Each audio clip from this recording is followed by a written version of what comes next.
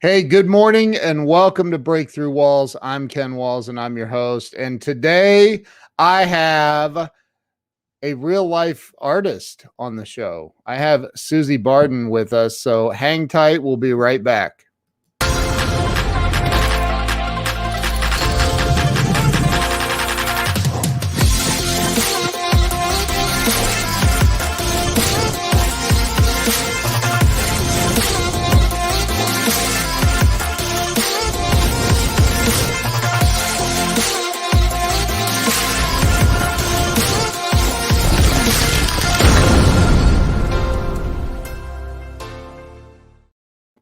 Let me bring Suzie on.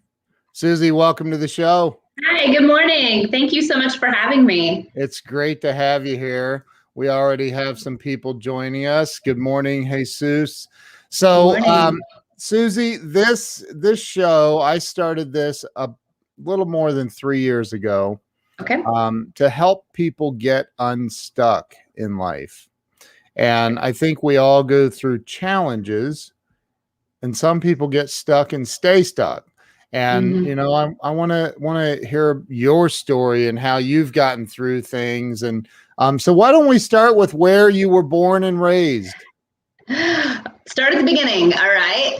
I was actually, this is a little known fact, Ken, because I am a very proud Texan, right? My family was in Texas before Texas was even a state. It was part of Mexico. They were part of the Texas Revolutionary War. Wow. It's a big deal to be a Texan, right? Yeah. Wow. I was not born in Texas. What? My parents moved to Florida for a few years for my dad's work. And so I was actually born in northern Florida. And Wow. but my dad swears he sprinkled some Texas dirt under me as I was being born. and so we moved back to Texas when I was about 5. Wow. So, yeah. I'm so sure the doctor appreciated dirt in the delivery room. Right. Yeah. So I've been officially living in Texas and everything since I was 5. We moved to a suburb of Houston, Texas. So okay. I feel like I was just raised here. I mean, I don't really remember Florida. I think it's blocked from my memory. Yeah. So yeah, I have so many friends in Texas. It's insane. I told my wife not long ago, we need to move to Texas. You should move to Texas. Everybody in America is moving to Texas right now. Seriously, it's been like a crazy influx. I've heard. Yeah. Especially California. They're California. Yeah. Let's get out of here. Yeah, it's crazy. Yeah. So you were born in Florida. Does it make you sad that you weren't born in Texas? Yeah. Like even some of my good friends don't know that I was born in Florida. Like, oh, they do now. They do now. Yeah. Yeah. I'll know if they watch the interview or not, if they know where I'm born. Right. So you moved to Texas when you were 5, outside of Houston. Yeah. Little known fact, I lived in Houston for about a month. A month. Wow. Hopefully not one of the hot ones. I was 16 years old and moved. My dad lived in Houston for, I don't know, 13 or 15 years. And I moved down there for a month. So yeah, I don't know. It was warm. It was warm. I was there back when Gillies was still there. Okay. So a long time ago. Long time ago. Yeah. Long time. Because it burnt down a few years later, I think. Oh, okay. But anyway, so you moved to the suburbs of Houston. What was it like for you as a kid growing up? I feel like I had a great childhood. I mean, honestly,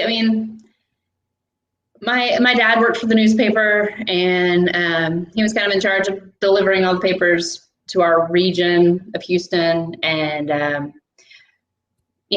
good schools. I really can't complain. We had some hardships.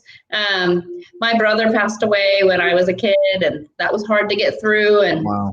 Yeah, it was shortly after we moved to Texas, and honestly, it's probably one of my earliest memories, really.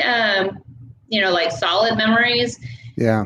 So that definitely kind of formed some of my childhood reality, if that makes sense. Yeah. So you went to school, high school, graduated from high school in a suburb of Houston. Yeah, and it's a big deal down here in Texas to be on what we call the drill team, which is like, I don't know if you've seen like a football game, Yeah. and you got the girls that go out and dance during halftime and do the high kicks and all of that. So I got to be on the drill team. It was a big deal. Wow. Yeah. Did that involve baton work too, or? No, that was a different team. They were part of the flag team. That was a part of, like, they were more associated with the band. So Gotcha. Yeah. So did you end up going to college? I did. I followed my husband out to Colorado for about 2 years. Went to a small private school out there, and then returned after we got married. He graduated, and we moved back to Houston. Okay. And I finished up at the University of Houston. So I have a business marketing degree with an emphasis in sales. So nice. Yeah. So after college, where did you go from there? So I worked in the oh so glamorous industry of travel industry, but they sold it to me sounding really glamorous. I really was in a call center. I hated it. I was like, I did not go into marketing and sales to sit in a call center and sell online vacations. And so after I was there, maybe 8 or 9 months, I ended up getting pregnant, and we decided that I would be a stay-at-home mom. So I became a stay-at-home mom, and now I have 4 kids, and yeah, it's crazy. So wow. Yeah. What in the world? So how long have you, I mean, so you've always then from that point forward, you were I like to say domestic engineer. Yes, I was. I feel like I was pregnant or nursing for about a decade. I had 4 kids in 8 years, or 7 years, excuse me, 4 kids in 7 years. And so that whole decade's really a blur. Kind of my mid-20s to mid-30s. I don't know. I survived, and they survived.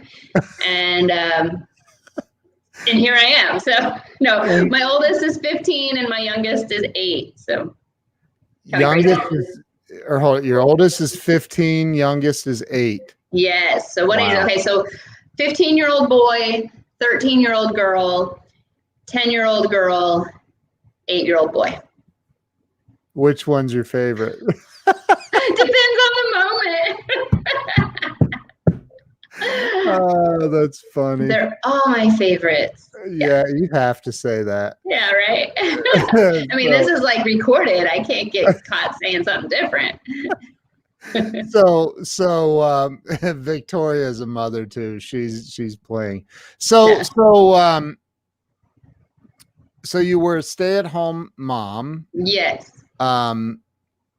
Did you?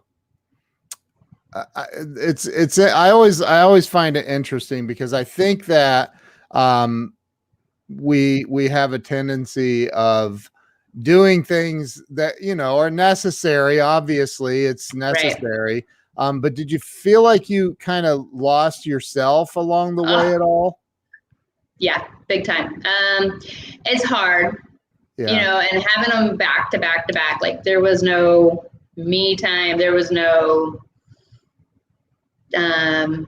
doing anything that I enjoyed or anything, because it was like survival mode, like you just kind of are balancing feeding kids, nap times, changing diapers. And so about when my youngest was 3, he was in a little mom's day out program, and I have a bad back, and so I've been going to the chiropractor since I was like 12, and wow. I referred a ton of people to my chiropractor because I love them and they're amazing. And jokingly, I was like, "You should just hire me to do this," And so he did. They actually hired me to be doing marketing for them, and so it's been a part-time gig for the past 5 years. And so I handle like their social media, and I build relationships with other doctors' offices within the community. And that has been really great to be like,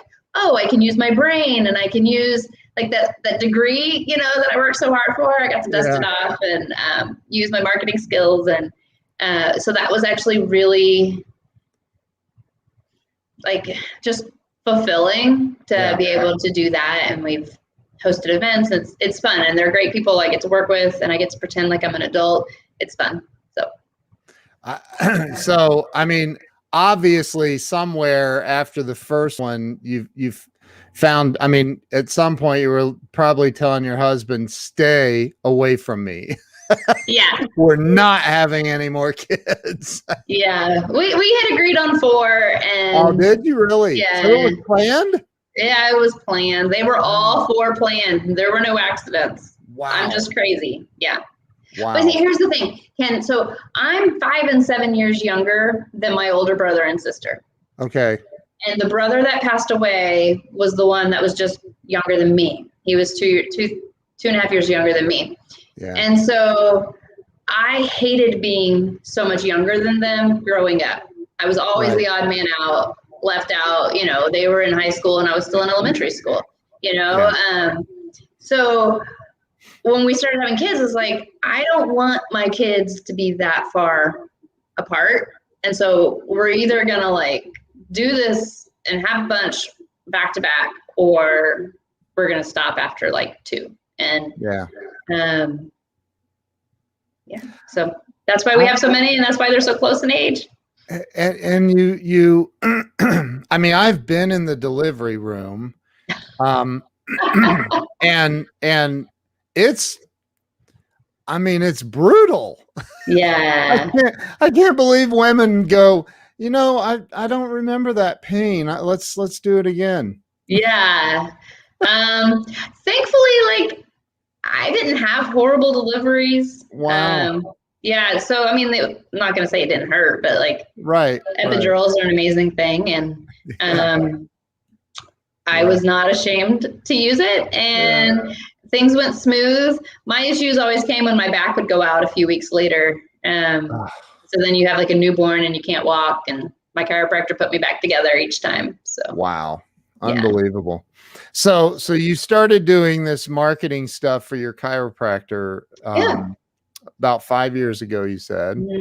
And started probably finding yourself a little more. Yes, definitely. Yeah. Like, you're so much more than a stay-at-home mom, and the world getting to have adult conversations about something that didn't involve, you know, baby food or diapers or So at some point you got into art. Yeah. So that's actually a really interesting kind of personal story, which I know is part of what we're here for today. So about, goodness, you know, I think it's 6 years ago I started working for the chiropractor. Anyway, that's not really relevant.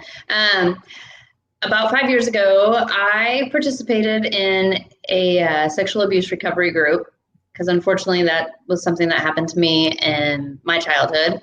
A stranger broke into my house and attacked me. And so I thought I had dealt with it. I thought that I had processed things, but a friend invited me to come join this group. It was a 13-week kind of recovery group process. There was a workbook, there was group meetings once a week, and it was the best thing I ever did in my life. Hardest thing I ever did, because you actually have to like deal with it and deal with what happened and with the abuser and everything. And but it was in such a safe environment, and it's a Christian-based organization, and I don't know, it was beautiful. And so through that, towards the end of it, they really start focusing on, okay, the abuse happened, and you know, in the Christian world, I don't know your exact beliefs, Ken, but in the Christian world, we've got God and we've got the devil, and the Bible tells us that the enemy comes to steal, kill, and destroy, but God comes to bring us life. And so if you believe that, and based on what we worked through, when the abuse happens, the enemy comes and steals something from you. Your innocence, all kinds of things, your childhood, all kinds of things. But in that, he's also trying to steal different gifts that God's given you because of all the junk that then enters your head, right? And so the end of that group really focused on asking God to restore what the enemy stole. And, I prayed about it and went through all the stuff. And at the time, the only thing that would come to mind was the word color. And that didn't make any sense because I've always loved color. I mean, at the time, my living room walls were red. That's wow. And so it didn't make any sense. And we finished up the group, and a couple months later, my daughter at the time was 8. My oldest daughter at the time was 8, which is how old I was when I was attacked. And that was kind of what spurred me to do the group, because I was starting to freak out as she was the age that I was. And I was starting to have a lot of anxiety and panic about her safety. And anyway, so she's super artistic, crazy artistic. And she asked me one time, shortly after that group was done, to sit down and paint with her. And I did. And it wasn't anything magical. It wasn't anything different than a normal day, but it was the floodgates opened, and I just loved it. And it was oh yeah, I used to be super artistic, Wow. I was a very artistic child. I had won some art awards and, just different things. And it was an aha moment. God was restoring art in my life. And honestly, Ken, I started painting that day with my daughter. And there hasn't been a week that goes by that I haven't done something artistic since, at least once in a week, if not more. And it was literally the floodgates opened, just in my enjoyment of it, but also in my skill level. I felt like God was taking me from where I left off as a child, and then quickly getting me to where I am today. And it was kind of a whirlwind, but that's where, so when I decided to do my social media and everything, trying to figure out what I would name it, whatever, I was talking with a friend and who knew my story, and I knew I wanted to use the word color kind of, as a nod back to my experience and how God restored that in my life. And it was almost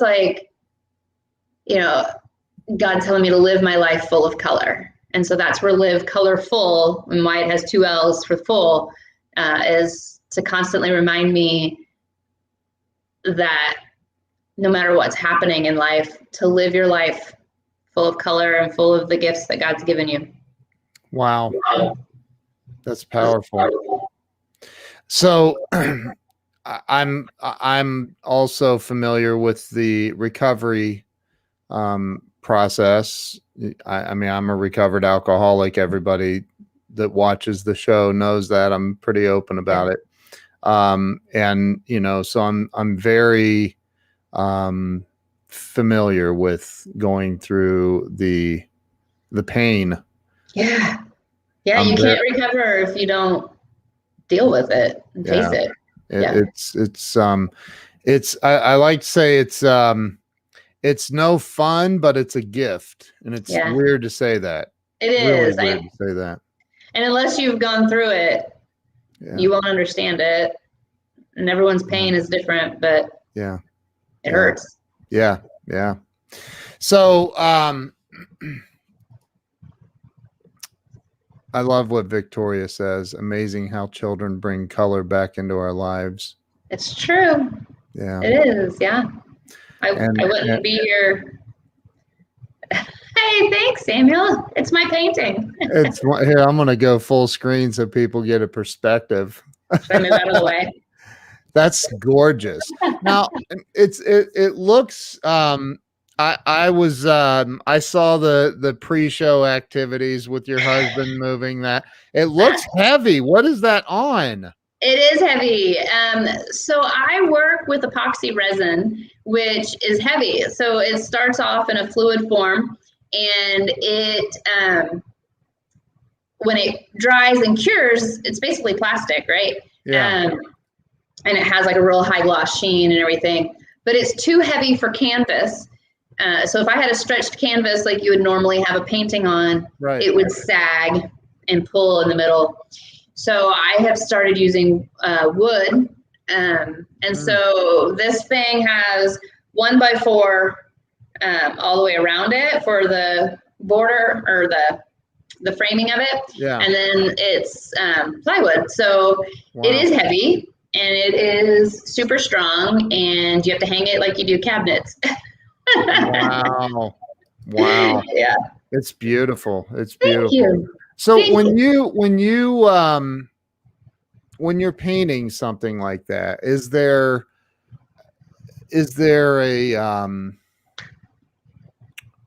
a meaning behind each one? Is there or is it just a bunch of random colors? Yeah.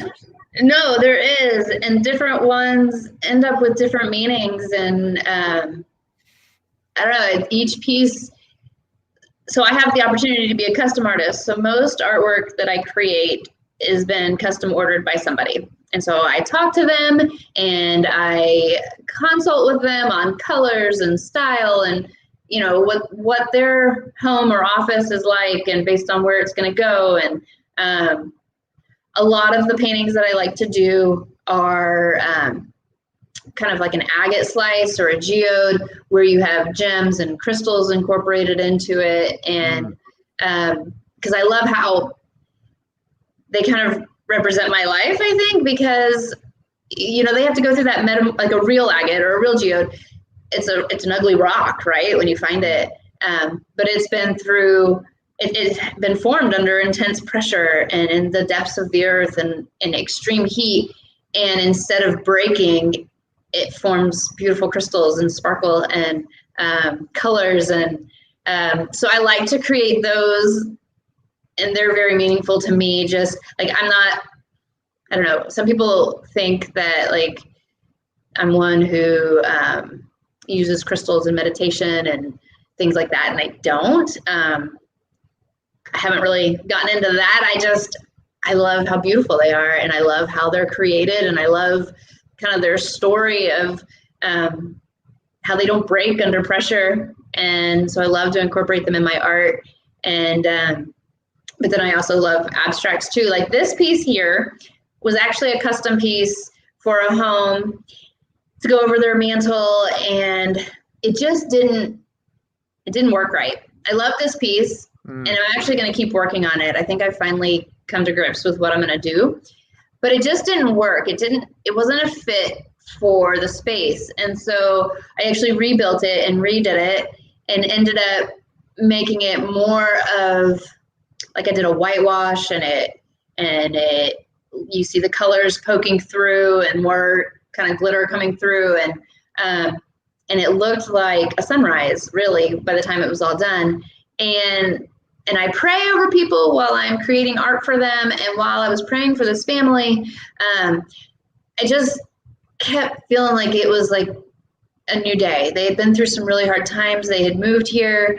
It hadn't really gone as smooth for their kids in school and having a hard time. And it was like, God just was like, encourage them that the new day is starting, like newness is coming. And, you know, kind of like his mercies are new every day, and like all those things. And it had really special meaning for that family. And when we took that piece to their house, it fit just so much better than this one did. And so I've held on to it. I've had several people ask me if they could buy it, but I'm not done with it. And I can't, I don't know. You said no? I can't sell it until it's done. So Wow. it'll get done soon. It's on my list. So what if you if I hired you to do a custom piece, how long, what's the process? Sure. So if somebody reaches out and says they want a piece, usually I'm getting photos of the space it's going to go in. And I'm talking to them about their color schemes, and I'm not an interior designer, but I want to know where it's going. I want to know how it's going to fit into its space, and I like to get to know my people a little bit and know their style and kind of what they're wanting, and then if it's something that has to be custom built, my husband, who you saw helping me with IT earlier, he also he helps me build my boards. He's an engineer, so that helps make sure that they're actually straight. If I was to build them, they might be a little wonky. And so it's about a 3 to 4 month process. Wow. Because everything is custom created. That's amazing. Yeah. And then you ship it? Yes, I've shipped as far as the island of Cyprus, actually. So. Where is that? In the Mediterranean. Wow. Sea. Yeah, I didn't know where it was either. I had to find it. Yeah. That's a long ways. That is. That's my farthest one. That's my only international one, but I have shipped all over America. And obviously something big like this, I have not shipped. I've actually driven a piece up to Missouri that was a little smaller than this. And so I'm not opposed to making a road trip for delivery. Wow. But I have a great shipping place here in my town that helps me too. I can't even imagine what it would cost to ship that thing to Cyprus. Well, so the one I shipped to Cyprus was probably about 2 foot in size, and it cost almost $200 to ship it to Cyprus. Wow. And that was the cheapest route. Yeah. My gosh. Yeah. And it took what, a month probably? Yeah, about 3 weeks. Wow. Yeah. That's Thankfully incredible. it was before the pandemic hit and before like everything got super delayed and everything. So yeah. So, being a I would assume you're somewhat of an overachiever too. I'm just gonna, are you an Enneagram fan? a what? The Enneagram, have you heard about that? No, I have no idea what that is. I have friends that are obsessed with it. It's almost not, it's like a personality thing, and everybody's got a number, and like, it's fine. I have some friends that are in love with the Enneagram. So I thought that's where you were headed with this. No, I like to, especially, if you look back at the last year and a half, 2020, a friend of mine runs the suicide hotline here in Ohio. Wow. And just said that the numbers were crazy, like never before. They skyrocketed.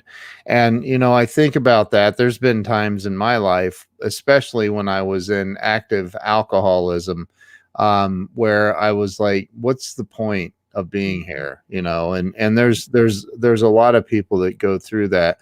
What would you say to somebody that is barely hanging on? They can't figure life out. It just seems, maybe they've been through some sort of abuse like that. And what do you say to somebody that's in that place, like, to help them? Yeah. Just want to love them where they're at. Just like I'm a mom, right? And I love mom hugs. And so when I encounter someone that's having a hard time, like, my instinct is just to give them a big mom hug, and do what I can to help. whether it be getting them into a program to get sober or to get recovery from hard things. Yeah. I've actually, over the last few years, had the opportunity to get more involved with the group that I went through. It's where I'm now co-leading it. And so I'm talking to people all the time that are walking through the hardest situations. I mean, we've got people that need to get sober before they can deal with the pain, or it's really all kind of connected. But I mean, I took a friend to rehab just last week. Today's 1 week that she's been in her detox house. Like, it breaks my heart, it breaks my heart that we can get so hurt in life and so beat down that we think there's no other option than to either drink it away or end it. And I've been incredibly blessed to have found my recovery group, and I'm thankful for my support network. I've got good people around me, and I'm a big believer in surrounding yourself with people that will help you. But not everybody has that, and it's hard to find, and it's hard to get those connections. But I know that, like, through recovery, you can meet a whole new circle of people that are going to be on your team and that are going to cheer you on and encourage you. And I know for me, God has been a huge part of that. And I don't think I could be the person I am today if God hadn't pulled me out of my pit. And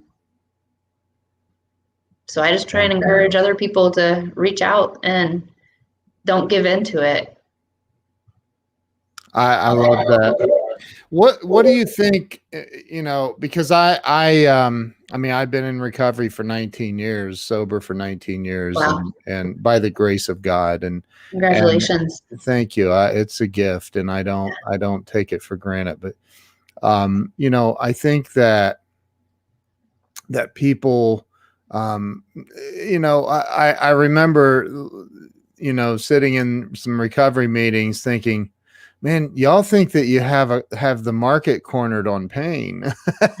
And everybody goes through crazy amounts of pain. And so what do you think, like, keeps people stuck? What's preventing people from having true financial success and real happiness and joy? And I do believe that it's real. I've been wealthy and I've been really, really broke. Yeah. Wealthy's better. And right? Like, there's a certain level of stress you don't have to worry about when you get that. Right? Yeah. But the problems still exist no matter what, right, where you are socioeconomically. But what do you think?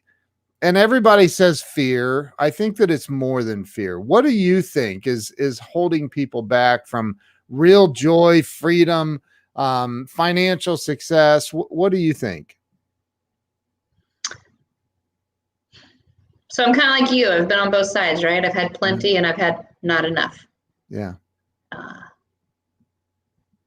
And honestly, I think learning to be content where I am has helped me stay in a joyful place. Like, I'm naturally an optimistic, right? So that might help me. That might give me a leg up on when I'm in hard times. But if I can be content eating rice and beans, and if I can be content on the days when I get to have filet mignon, then I'm going to have peace in my heart, right? I pray all the time over my kids and over my family that we can have God's peace and rest. Because if we can't rest and we can't have that peace in our hearts, it doesn't matter what's happening around us. It doesn't matter if the money's coming in or not.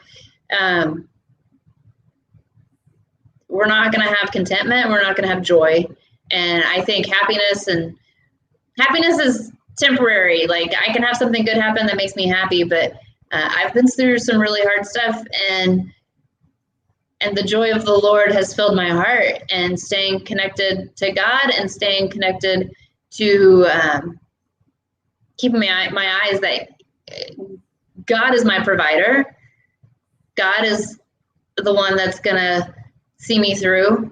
And my joy and my peace comes from God. Like, it's nothing that I can personally create. I know that when I give in to the fear and the anxiety, because it gets hard and it gets overwhelming, and that's when I start seeing the doom and gloom, and I can't pay this bill. I don't have these art orders coming in. I don't, like, the last year and a half was really hard for me. My art orders really kind of went away. They came straight, and because people weren't making big purchases, and so I had to pivot and do smaller things and make coasters and trays and things that were at a smaller price point. And so, but that requires me to work even more because those don't sell for as much, right? So obviously it's easier to make the big pieces and sell them for more, but I had to learn to be content in that. And it taught me new things, and it taught me new styles, and it taught me new ways to work with the resin that I love to work with. And so I think even if you have to pivot and make changes to what you want in life, use it as a stepping stone, use it as a learning experience. I'm not going to say it's always easy, because it's not. But if you get up every day and you decide you're going to work at it, I think in the end it'll work out. Yep.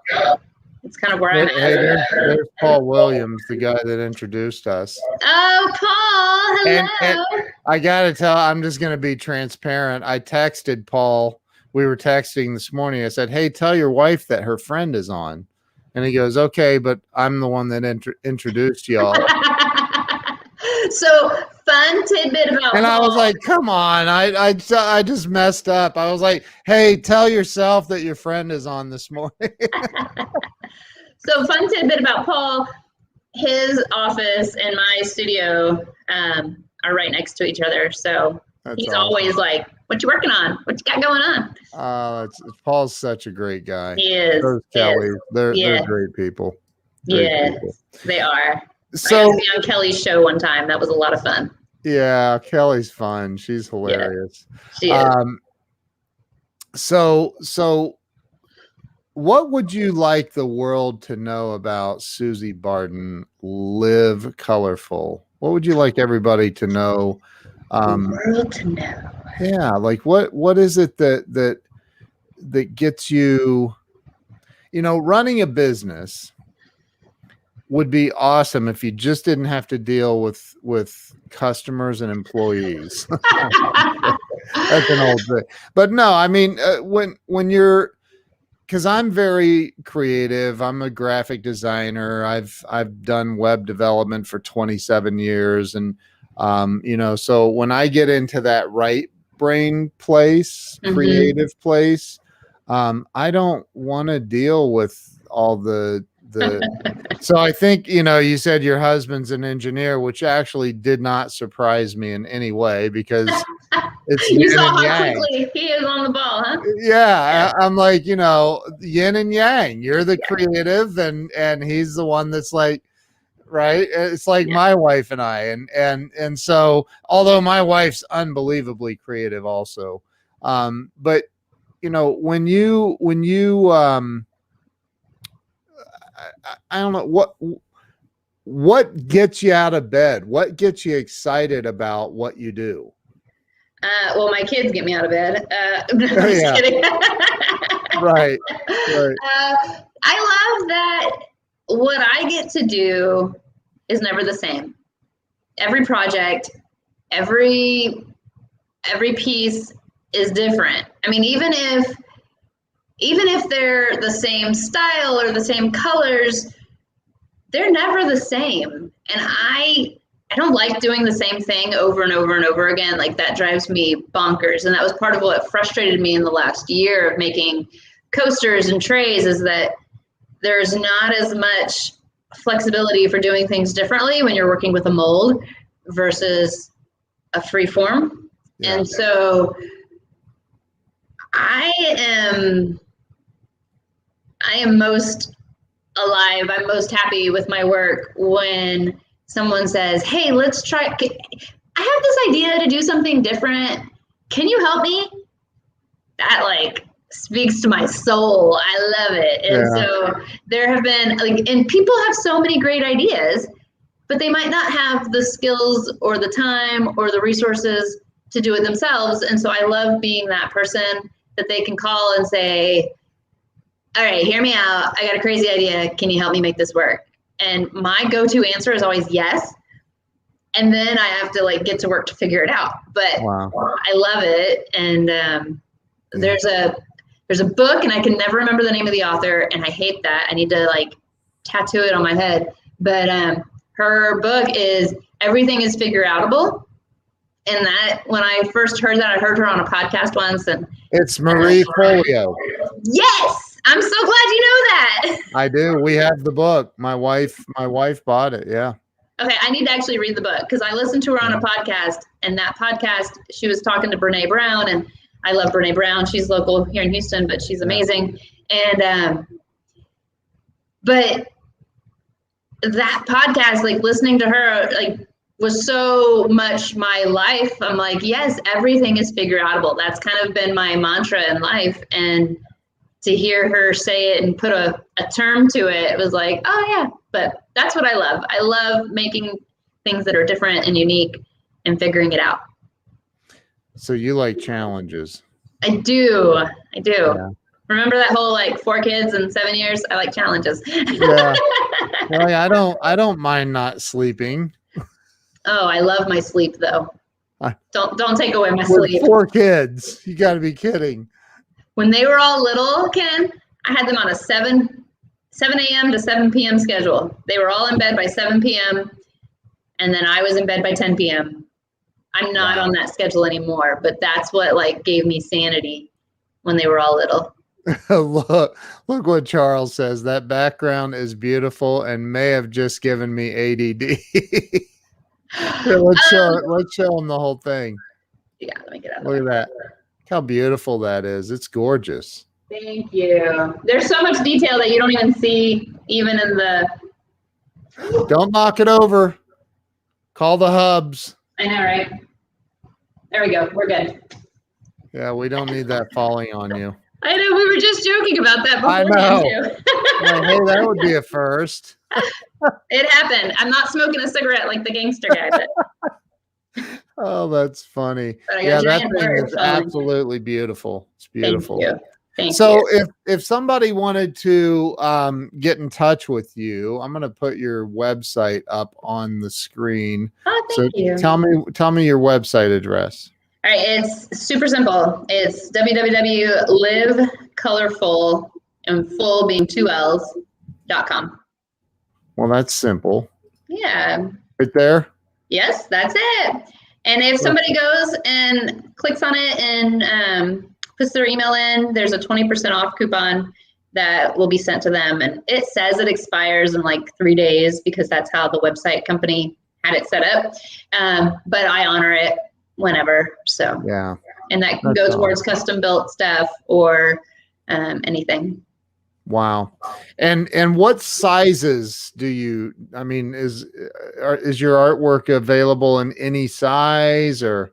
Yes. So there's a lot of pre-made sizes that I have access to since I use the wood, but you really can get wood artboards in any kind of normal art sizes, right? Yeah. But then what I love to do is to build custom sizes. And so my husband helps me build them. And like the next 3 projects that I have, I'm super excited. They're going to be large custom built ones.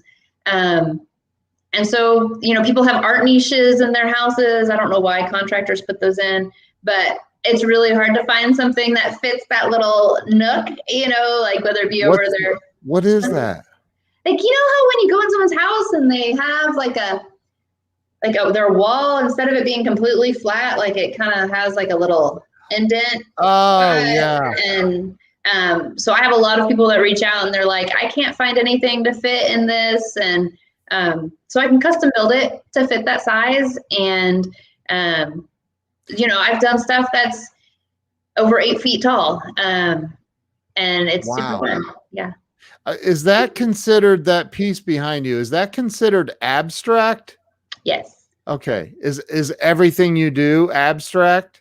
Yes, I am not detailed enough to do portrait work or anything realistic. A bowl of fruit? No.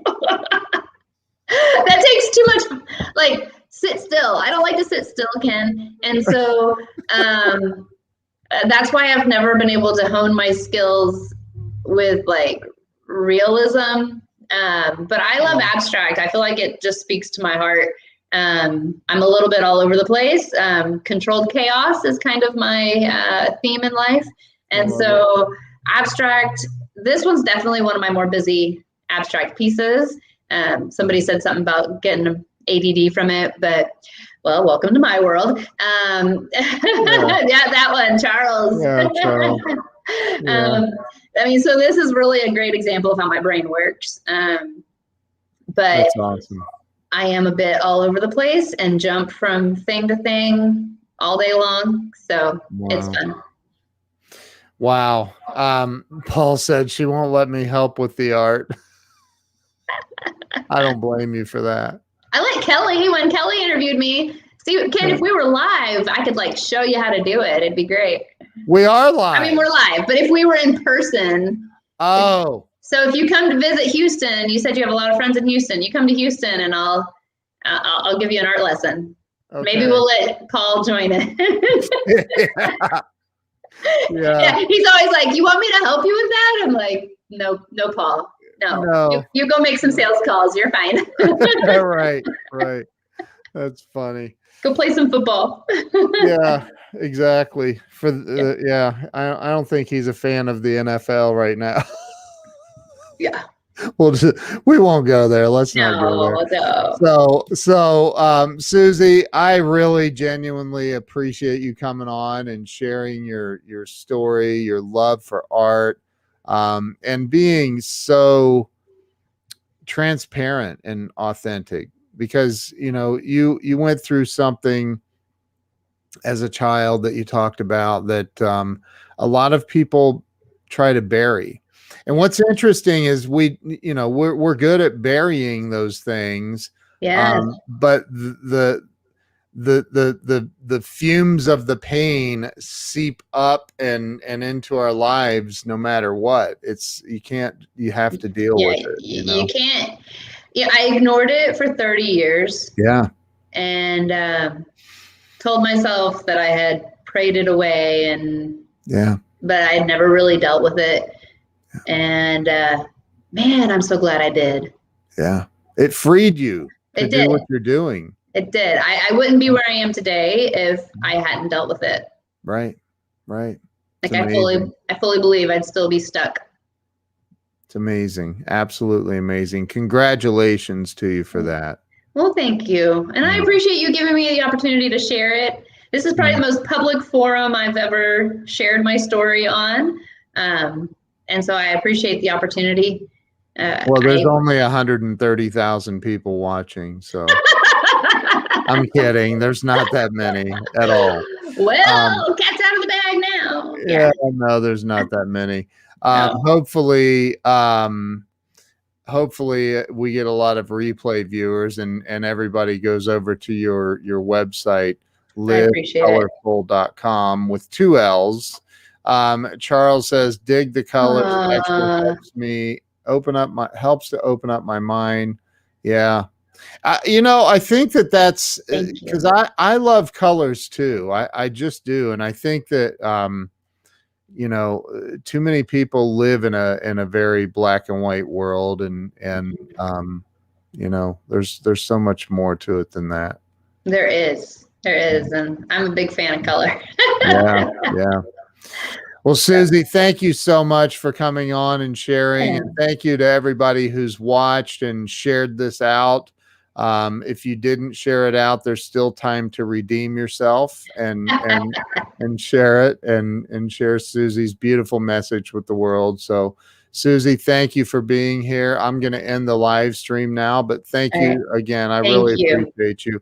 Everybody go follow Suzie. Go over. Is all your social media on your website, I'm assuming?